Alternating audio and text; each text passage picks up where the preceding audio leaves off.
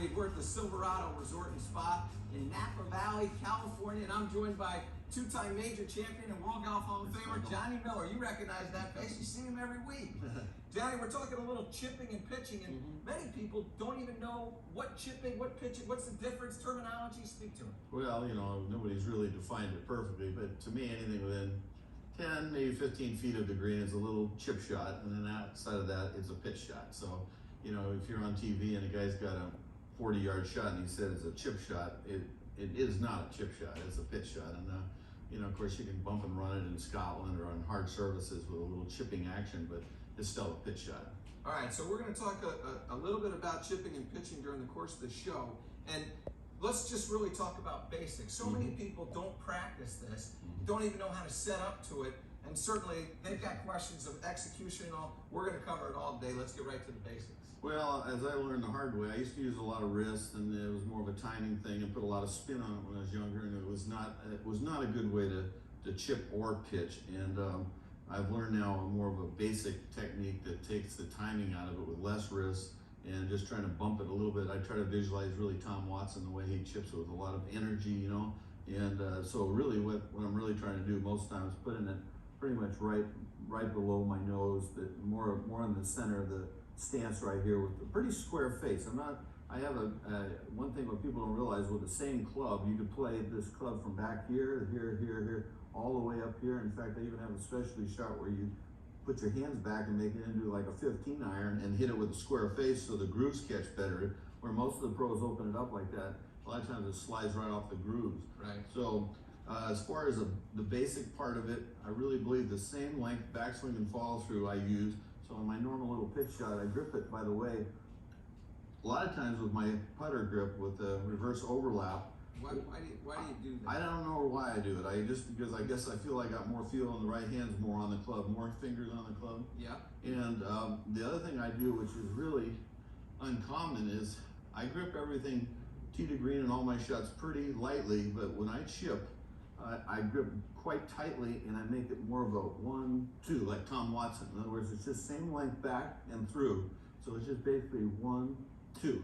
And what happens, that puts actually a tremendous amount of spin on the ball, because Watson puts a lot of spin on his chips, and it makes it more of just a 1-2 with a brush. So really the only thing I'm trying to keep grip pressure equal. I don't want to let it go or increase pressure coming down. I want to make a nice little even swing, and I want to brush that grass. If I can do those three things, I'm going to hit pretty good chips. The last key in chipping for me is wherever you start, that top of that handle. This is crucial, people. The big fault I see in chipping is, watch the handles right there on my leg. And what guys do, it wanders back here, and then they leave it here. They come back to this line. So you got one thing to look at is that shaft angle. What I do under pressure is put that shaft angle right there, wherever I have it, and then I make sure I return it right exactly back to the same shaft angle. And that guarantees me that I'm gonna hit the ball and get the brush right afterwards.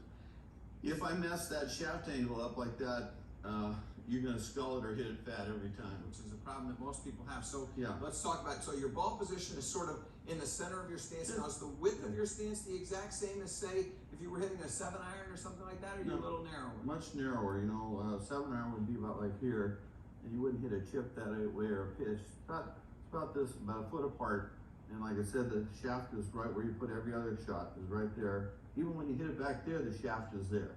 So the handle of the club is in the exact same spot every time, and then you just let the head go and chase wherever the ball is. So if the ball's there, the head moves there, and then if the ball is back there, this stays the same, but the head moves back.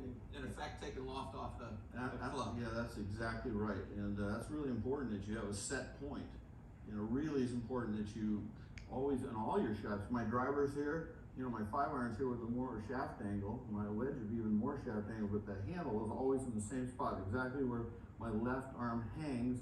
If I just let it hang, it's right where the left arm hangs. Okay, so now let's talk to ball position just a second, because obviously you're trying to be exact on this shot, how far you're going to land it and how far it's going to roll with spin, and you don't want to play it one time there and then one time back there.